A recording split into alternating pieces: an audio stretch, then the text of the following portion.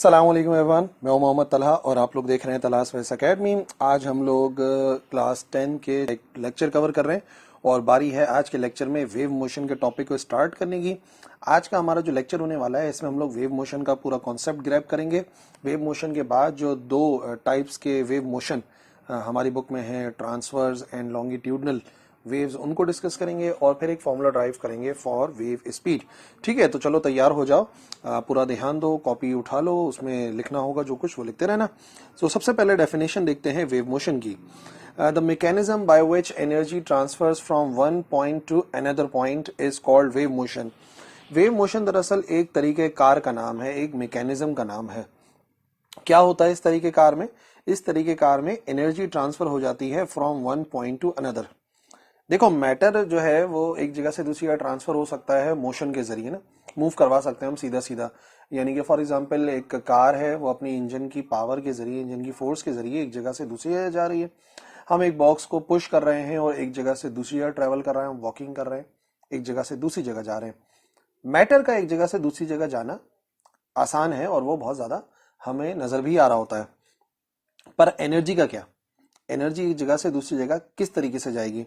तो याद रखिए, अगर मैं एनर्जी ट्रांसफर करवाना चाहता हूं किसी एक पॉइंट से दूसरे पॉइंट की तरफ, तो उस तरीके कार को, उस मैकेनिज्म को कहा जाता है वेव मोशन, जिसके जरिए हम किसी भी एनर्जी को एक जगह से दूसरी जगह ट्रांसफर कर सकते हैं। ठीक है, तो ये हो गया पूरी बात कि जो मैकेनिज्म है जिसके जरिए हम एनर्जी को एक जगह से दूसरी जगह भेजते हैं, एक तरीके कार है, उसको वेव मोशन कहते हैं। जिसकी पहली मिसाल, एक पॉन्ड के अंदर हमने एक पत्थर को ड्रॉप करा। अब आप देख सकते हो, फॉर एग्जांपल अगर इस जगह पर कोई भी ऑब्जेक्ट रखा हुआ है तो हम यहाँ पे पत्थर को ड्रॉप करके वहां से यहाँ तक इसको मूव करा सकते हैं। जब पानी की लहर इस ऑब्जेक्ट से टकराएगी या जो भी इस जगह पे रखी होगी चीज वो मूव करेगी, तो यकीनन हमने काइनेटिक एनर्जी को जो हमारे हाथ में थी हमने पत्थर में दी, पत्थर ने पानी में पहुंचाई, तो एक तरीके कार से वो यहाँ तक, इस पॉइंट तक पहुंची। तो ये जो वेव्स बन रही हैं पॉन्ड में, ये एक कॉमन मिसाल है वेव मोशन की। ठीक है, वेव मोशन हुआ किस तरीके से कि जब हमने एक पत्थर को एक पॉन्ड में ड्रॉप किया। दूसरी भी हमारे पास एक मिसाल है और वो मिसाल है वेव्स इन स्ट्रिंग। आप देख सकते हैं कि इस शख्स ने अपनी हाथ की जो एनर्जी थी यहाँ से उसको ट्रांसफर किया, वो होते होते यहाँ पहुंच गई। फॉर एग्जाम्पल अगर दूसरी जगह पे कोई शख्स इस रस्सी को पकड़ के खड़ा होता तो यकीनन इसकी जो एनर्जी थी वो ट्रांसफर हो जाती उसके हाथ की तरफ। तो एनर्जी को ट्रांसफर करने का ये भी एक जरिया है कि जैसे कि आपको नजर आ रहा है कि हम जो है वो वेव्स बना सकते हैं एक रस्सी के अंदर। ठीक है, तो ये भी एक वेव मोशन है कि एक जगह की एनर्जी हमने दूसरी जगह ट्रांसफर कराई। और इसी के साथ साथ कॉमन एग्जांपल है यहाँ पर वेव्स इन स्प्रिंग। स्प्रिंग के अंदर वेव्स है। देखो, यहाँ पर अगर कोई भी ऑब्जेक्ट स्प्रिंग से जुड़ा होता तो मैं हाथ यहाँ पर हिला रहा हूं, हाथ को हम इस तरफ हरकत दे रहे हैं, लेकिन हमारी ये हरकत एक तरीके कार से एनर्जी को ट्रांसपोर्ट करती है दूसरी जगह। तो ये भी एक मिसाल है वेव मोशन की, या इन शॉर्ट हम इनको कहते हैं वेव्स। सिर्फ यही नहीं, बल्कि हम साउंड के जरिए एनर्जी को ट्रांसफर करवा सकते हैं, लाइट के जरिए ट्रांसफर करवा सकते हैं, and there are so many examples जो कि आज के लेक्चर में हम लोग डिस्कस करेंगे। सबसे पहली बात, आपको वेव मोशन को समझना था, जो कि मैंने इन 3 मिसालों के जरिए समझाया। अब एनर्जी किस किस तरीके से ट्रांसफर होती है, that is types of wave motion. तो याद रखिए, एनर्जी के ट्रांसफर होने के 2 तरीकेकार हैं, वेव मोशन के 2 तरीकेकार हैं। पहले को कहते हैं ट्रांसवर्स वेव्स। पहले टाइप के जो वेव्स हैं उन्हें ट्रांसवर्स वेव्स कहते हैं, और दूसरी जो वेव्स हैं उन्हें कहते हैं लॉन्गिट्यूडनल वेव्स। क्या है ये वेव्स, नाम इनका ऐसा क्यों है, समझ लेते हैं वन बाय वन। सबसे पहले ट्रांसवर्स की बात करते हैं। ये जो वर्ड है ट्रांसवर्स, 2 वर्ड्स हैं ट्रांसवर्स। ये जो ट्रांस आ रहा है ये आ रहा है फ्रॉम ट्रांसफर, और ये जो वर्स आ रहा है ये आ रहा है रिवर्स का आखिरी। ये जो वेव्स हैं ये ट्रांसवर्स वेव्स हैं, जो कि ट्रांसफर होती रहती हैं और अपनी डायरेक्शन को रिवर्स करती रहती हैं। पार्टिकल अपनी डायरेक्शन को रिवर्स करता रहता है। तो ये 2 वर्ड मिला के हमने एक वर्ड बनाया ट्रांसवर्स वेव। ठीक है जी, और उर्दू में इनको अर्जी मौजे कहते हैं, अर्ज कहते हैं चौड़ाई को। तो ये ऐसी वेव्स होती हैं जिनकी लेंथ के साथ साथ उनकी कुछ ना कुछ चौड़ाई भी होती है, वो भी आपको समझ में आएगा। सबसे पहले प्रॉपर डेफिनेशन देखते हैं। Those waves in which particles of the medium vibrate perpendicular. ऐसी वेव जिनमें जो पार्टिकल्स होते हैं मीडियम के, मीडियम यानी कि पानी में वेव्स बन रही है तो पानी मीडियम है, रस्सी में वेव्स बन रही है तो रस्सी मीडियम है, स्प्रिंग में वेव्स बन रही है स्प्रिंग मीडियम है। कहने का मतलब ये है कि मीडियम यानी कि वो सब्सटेंस जिसमें वेव्स बन रही है so those waves in which particles of the medium vibrate करते हैं परपेंडिकुलर। परपेंडिकुलर से मुराद ये कि फॉर एग्जांपल अगर वेव ऐसे ट्रांसफर हो रही है तो पार्टिकल ऐसे वाइब्रेट करेगा, यानी कि दोनों के मोशन के दरमियान में एंगल बनेगा 90 डिग्री, जिसे हम परपेंडिकुलर भी कहते हैं। To the direction of propagation of waves are called transverse waves. वो वेव्स हैं जिनमें पार्टिकल्स वाइब्रेट करते हैं परपेंडिकुलर वेव के, यानी कि 90 डिग्रीज पर। किस तरीके से, इधर देखिए। अब आप नोट कीजिए कि वेव कहां से कहां ट्रेवल कर रही है। ये एक ऑब्जेक्ट है जो कि ऊपर नीचे हो रहा है, तो वेव आगे ट्रांसफर हो रही है, यानी कि वेव की जो ट्रांसफर की डायरेक्शन है वो यही है। वेव की डायरेक्शन कुछ इस तरीके से है। बट अब आप सारे पार्टिकल्स को ऑब्जर्व करो कि सारे के सारे पार्टिकल्स मूव कैसे कर रहे हैं। ये पार्टिकल पहले ऊपर जाता है, फिर ये पार्टिकल ऊपर से नीचे की तरफ आता है, और ऐसा हर एक पार्टिकल के साथ हो रहा है। आप किसी पार्टिकल को सपोज कर लो तो आप देखोगे वो सीधा सीधा ऊपर जाता है और सीधा सीधा नीचे आता है। पार्टिकल अपनी जगह को नहीं बदलता, पार्टिकल बस वहीं के वहीं या तो ऊपर मूव करता है या फिर नीचे मूव करता है। अब चाहे पार्टिकल ऊपर मूव कर रहा हो या पार्टिकल नीचे मूव कर रहा हो, आप देखो जो वेव है उसके साथ जो एंगल बन रहा है वो 90 डिग्री बन रहा है। नीचे मूव कर रहा है तब भी एंगल 90 डिग्रीज बन रहा है। तो जो रस्सी में बनने वाली वेव्स हैं वो एक कॉमन मिसाल है, जैसे कि आपको नजर भी आ रहा है।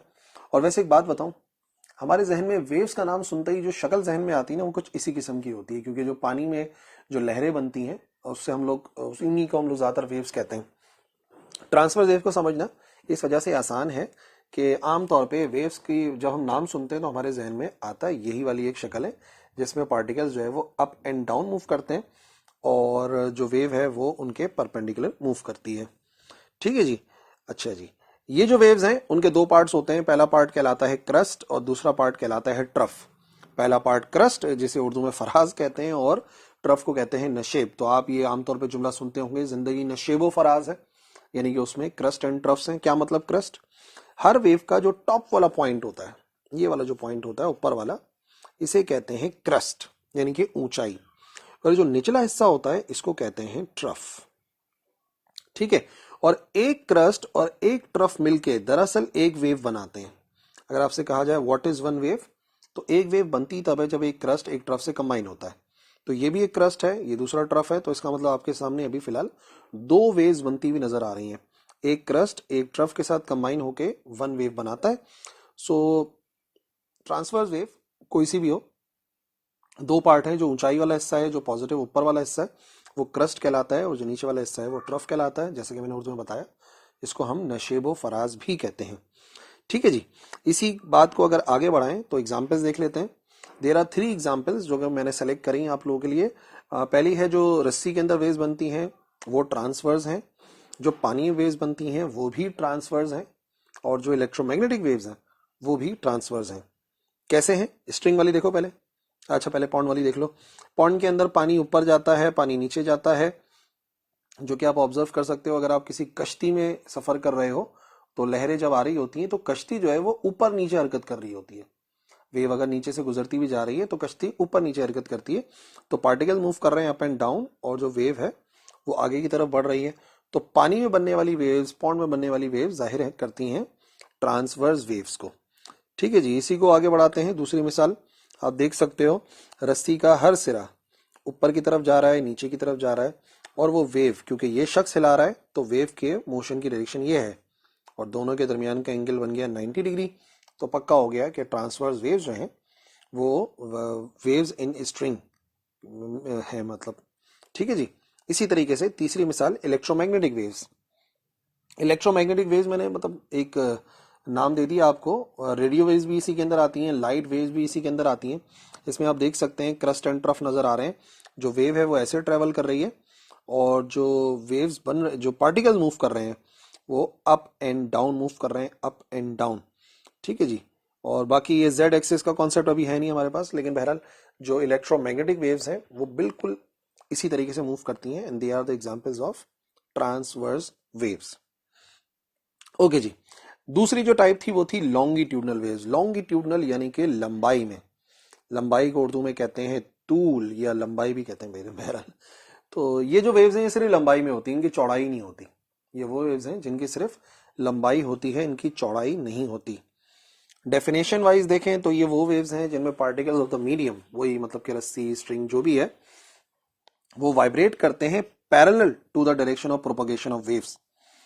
अभी ट्रांसवर्स में मैंने आपको बताया था परपेंडिकुलर वाइब्रेट करते हैं, और यहां पे मैं आपको कह रहा हूं कि वो वाइब्रेट करते हैं पैरेलल। पैरेलल मतलब सेम डायरेक्शन में, ठीक है जी। ये अपोजिट डायरेक्शन भी होती है, उसको भी पैरेलल कहते हैं। So these waves are called longitudinal waves. ये वेव्स सिर्फ और सिर्फ आपको लंबाई में नजर आती हैं, तो उससे भी आप पहचान सकते हो कि दे आर लॉन्गिट्यूडनल। देखो जरा, स्प्रिंग के जो पार्टिकल्स हैं वो मूव कैसे कर रहे हैं। स्प्रिंग का पार्ट पहले आगे जाता है, फिर पीछे जाता है ना। दोबारा देखो, स्प्रिंग हमारे हाथ की वजह से आगे जा रहा है, फिर पीछे आ रहा है, आगे जा रहा है, फिर पीछे आ रहा है। और जो वेव है वो खुद ऐसे ट्रेवल कर रही है। वेव के ट्रेवल करने की डायरेक्शन ये है, और पार्टिकल जो वाइब्रेट कर रहे हैं वो या तो आगे कर रहे हैं या पीछे, और ये दोनों जो है वो आपको नजर आएंगे। ये जो आपको नजर आ रही है डायरेक्शन, दैट इज पैरेलल, साथ साथ। जैसे कि रेल की पटरियां होती हैं, तो चाहे आप ऐसे कह लो, चाहे आप पार्टिकल को ऐसे वाइब्रेट करा लो, इट इज कॉल्ड पैरेलल। तो लॉन्गिट्यूडनल वेव्स में एनर्जी तो ट्रांसफर हो रही है, और मैंने बताया ना ये मुश्किल है, क्योंकि हमारे जहन में वेव से ये नहीं आती शक्ल, हमारे जहन में आती है ट्रांसफर वाली शक्ल।